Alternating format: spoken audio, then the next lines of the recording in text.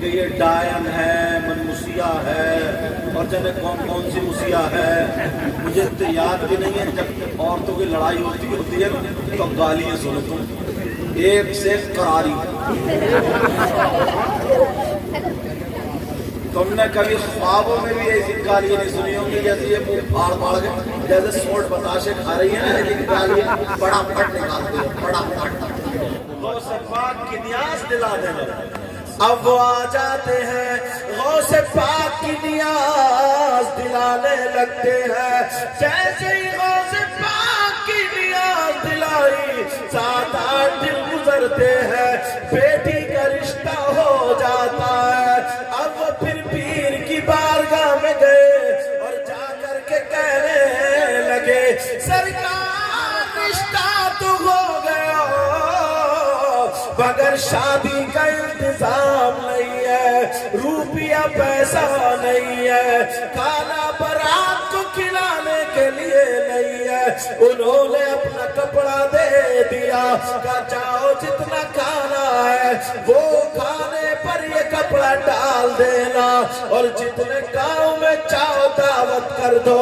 انہوں نے 7 گاؤں میں پورے چولنوت دعوت کر دی۔ اللہ اللہ، تھوڑا سا کھانا ہے، کپڑا لگا ہوا ہے، آل رسول کا کپڑا ان کے اوپر ہے، یعنی کھانے پہ رکھا ہوا ہے۔ ادھر بارات آ گئی، 7 گاؤں کے لوگ آ گئے، کھانا ختم نہیں ہو رہا ہے، کپڑا بچھا پڑا ہے، کھانا بڑھتا چلا جا رہا ہے۔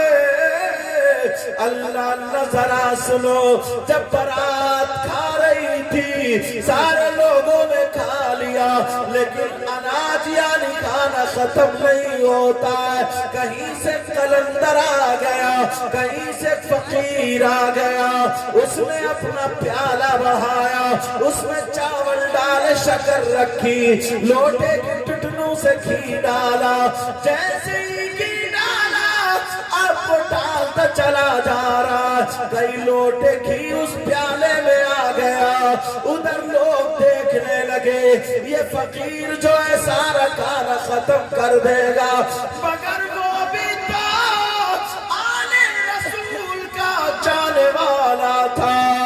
لڑکی کا باپ آیا، آنگن میں کھڑے ہو کر کے سینے پہ ہاتھ رکھا اور پکارنے لگا، اے میرے پیر و مرشد، اے نبی کے شہزادے، اے غوث پاک کے بیٹے، آ جاؤ میری مدد کو آ جاؤ۔ 3 مرتبہ پکارا تو دیکھا تو پیر و مرشد سامنے کھڑے ہیں۔ کہا بیٹا کیا بات ہے؟ کہا حضور ایسے ایسے معاملہ ہے۔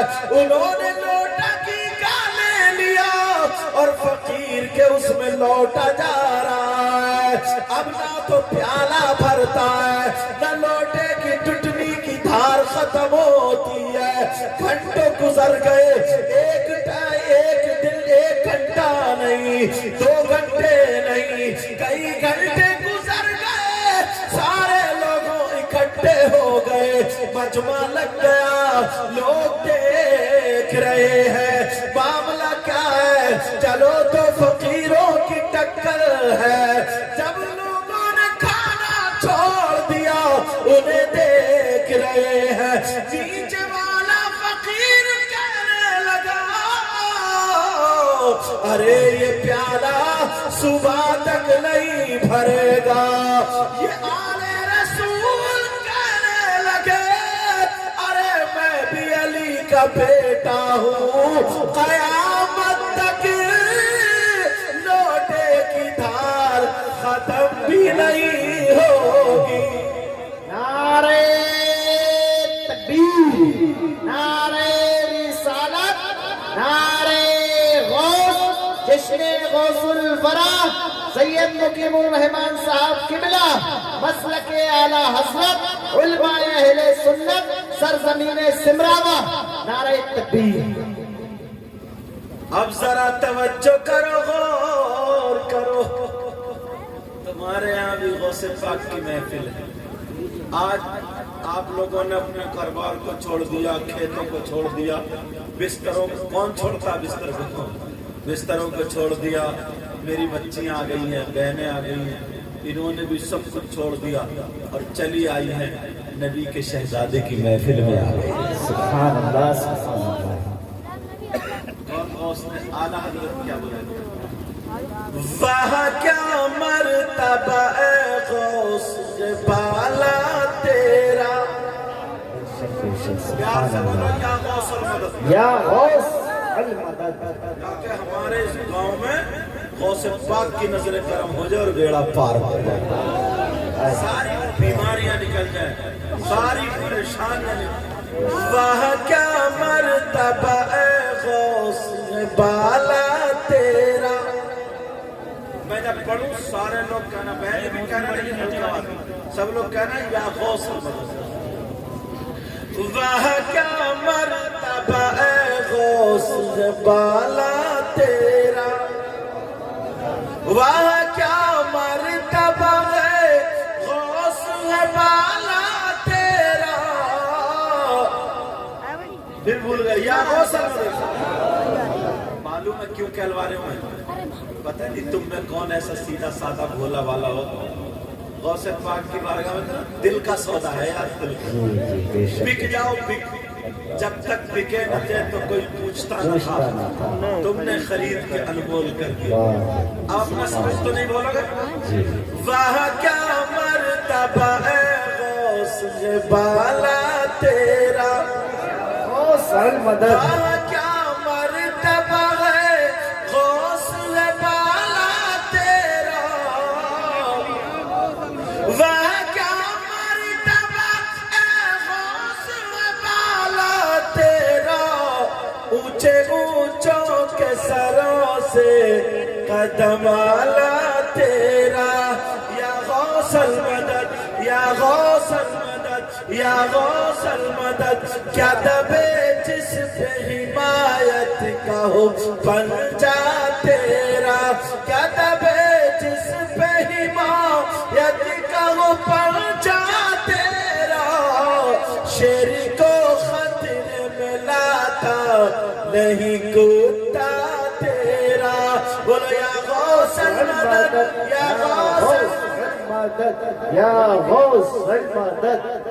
بچیاں بیٹھی ہیں نا, بچیاں تو اب وہ عالمہ فاضلہ, اور اگر کوئی موبائل دیکھنے والی ہوتی یا کوئی ویسے اگر ہوتی تو اس کے ذہن میں کوئی موبائل والے باتیں ہوتی, لیکن اس نے مشکات شریف پڑھی, ترمذی شریف پڑھی, ابو داؤد پڑھی, مسلم شریف پڑھی, بخاری شریف پڑھی, سمجھے.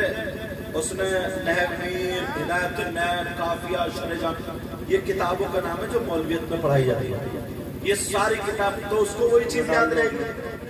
جیسے بوڑھی عورتیں, ان کو کیا یاد رہتا, پاندان اور گھی. پان کھائیں گے ماریں گے پچکاری, پھر گیت شروع.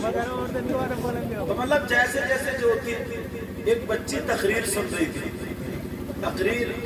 تھی, تو اس کے دل میں آیا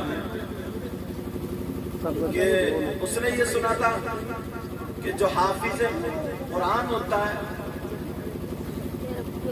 اور اس پر عامل بھی ہو, تو اپنے خاندان کے 10 لوگوں کو ایسے جن پہ جہنم واجب ہو چکا تھا, ایسے 10 لوگوں کو وہ جنت میں لے جائے گا. تو اس لڑکی نے تمنا کر لی, آرزو کر لی.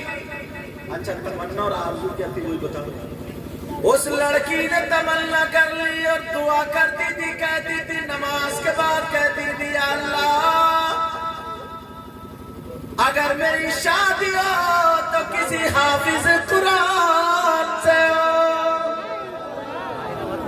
مگر اتنی شرمیلی تھی, اتنی پیاری تھی, اس نے باپ کو نہیں بتایا. ارے اللہ سے مانگتی تھی, اللہ سب کچھ جانتا تھا.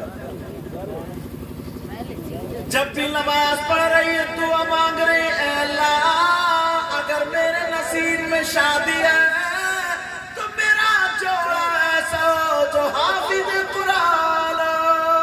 سبحان اللہ. اور اب کی کئی رشتے تو ایسے ٹوٹ گئے، اگر کسی لڑکے کی داڑھی ہے نہ داڑھی تو لڑکی پہلے ریجیکٹ کر دیتی ہے، کہتی ہے نہیں اسے بھی چپ سپلے ہی چاہیے، ایسے مگر جو دیندار ہوتی ہے ذرا اس کی سنو اللہ۔ اب وہ لڑکی دعا مانگ رہی ہے، اپنے سورہ واقعہ پڑھتی جا رہی ہے، دعا مانگ رہی ہے، پڑھتی جا رہی ہے دعا۔ آج یہ بچی جو عالمہ قاریہ ہوئی ہے اور بھی جو پڑھ رہی ہے، ایک بات بتاؤ، اللہ نہ کرے اگر کسی کے بھائی کی طبیعت خراب ہو تو اولاد پیسے اکٹھی کرتی ہے، ڈاکٹروں کو دیکھتے ہیں، یہ کرتے ہیں، اور جب پڑھنے والی بچی ہوگی تو اس کے پاس پیسے نہیں ہوں گے، ڈاکٹر کو پتہ نہیں ہوگا، تو وہ قرآن دیکھے گی نا، قرآن دیکھے گی یار، وہ اس نے پڑھا، اسے یاد آ جائے گا کہ میری عالمہ نے مجھے بتایا تھا کہ قرآن میں ہر چیز کا علاج ہے۔ اللہ فرماتا ہے وَنُنَزِّلُ مِنَ الْقُرْآنِ مَا هُوَ شِفَاءٌ، قرآن جو مومنوں کے لیے شفا رحمت بھی ہوتی ہے۔ اب وہ ڈھونڈتی ہے کہ اس میں دوا کون سی آیت ہے، میری ماں کے پیٹ میں گانٹھ ہے یا کسی کو کینسر ہے یا اس کے خون میں انفیکشن ہے یا کوئی اور دقت ہے، تو ڈھونڈتی ہے، تلاشتی ہے، قرآن پڑھتی ہے، پورا قرآن ہے یا قرآن کی کوئی آیت، کون سی ایسی ٹیبلٹ ہے جو کینسر کے کام میں آتی ہے، کون سی ایسی ٹیبلٹ ہے، میں ٹیبلٹ مطلب آیت سمجھ لینا، قرآن کا کون سا ایسا لفظ ہے جو کانٹوں کے کام میں آتا، قرآن کی کون سی ایسی صورت ہے جس کے بچے نہ آتے ہو تو کام میں آ جائے، قرآن کی کون سی ایسی آیت ہے کہ بچے روتے ہو دودھ نہ پیتے ہو تو قرآن کی کون سی آیت ہے، اس لیے میڈیکل کی دوا تو فیل ہو سکتی ہے مگر قرآن کی دوا فیل نہیں ہو سکتی۔ بے شک سبحان اللہ، حق ہے جی۔ اب ڈھونڈے گی، تراشے گی تو اسے مل جائے گی، اگر نہیں ملے گی تو اپنی عالمہ سے پوچھے گی یا اپنے بھائی کے ذریعے کسی اچھے عالم سے پوچھے گی، تمہاری بات یہ ساری چیزیں تلاش لے گی۔ آج میں وہی باتیں بتاؤں گا، تھوڑی سی سننا چاہو، لیکن پہلے اس بچی کی بتا دوں کیونکہ بڑے پیر کی بات تھی نا بیچ میں۔ اب بچی دعائیں کرتی تھی، یا اللہ میرا رشتہ ہو تو ایسا ہو جس کے سینے میں قرآن ہو۔ اب کہیں سے بیٹا پاؤں سے بیٹھا، اب کہیں سے رشتہ آیا، لڑکا اچھا تھا، جائیداد میں ٹھیک تھی، نماز میں پڑھتا تھا، شریف تھا مگر حافظ قرآن نہیں تھا۔